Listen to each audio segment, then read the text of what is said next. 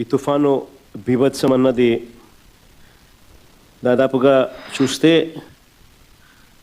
నిజం చెప్పాలనంటే wind share form అయ్యి కాస్తో కూస్తో తుఫాన్ డిసిపేట్ అయ్యి తీవ్రత తగ్గినప్పటికీ కూడా రైతుల మీద మాత్రం దీని ప్రభావం చాలా సివియర్గాను సీరియస్గాను దీని ప్రభావం చోటు చేసుకుంది.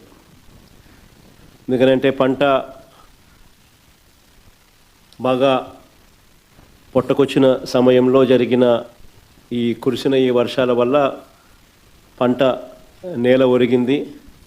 ఆ నేల ఒరిగిన ఆ పంటను నీళ్ళల్లో తడవడం వల్ల మళ్ళీ అది పైకి లేయడం అన్నది కూడా కష్టమైన పరిస్థితుల మధ్య, తాలు ఎక్కువ వచ్చే పరిస్థితుల మధ్య దిగుబడి తీవ్రంగా తగ్గే పరిస్థితి వల్ల రైతు తీవ్రంగా నష్టపోయిన పరిస్థితులు ఎక్కువగా కనిపిస్తూ ఉన్నాయి.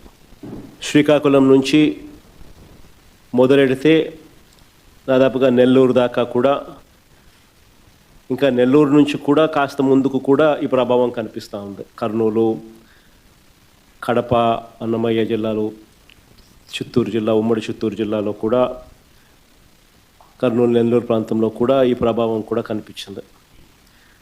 దాదాపుగా 25 జిల్లాల పరిధిలో, 396 మండలాల పరిధిలో, 3320 గ్రామాల పరిధిలో దీని ప్రభావం కనిపించింది.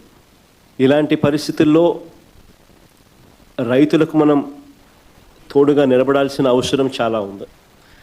దాదాపుగా ఉజ్జాయింపుగా లెక్కల ప్రకారము, మనకున్న సమాచారం ప్రకారం దాదాపుగా 15 లక్షల ఎకరాల మీద దీని ప్రభావం పడుతూ ఉంది.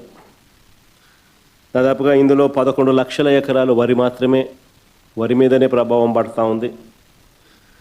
39 లక్షల ఎకరాలలో మామూలుగా వరి సాగయ్యే పరిస్థితి ఉంటే అందులో దాదాపుగా 11 లక్షల ఎకరాలలో దీని ప్రభావం పడుతూ ఉన్న పరిస్థితులు కనపడతా ఉంది.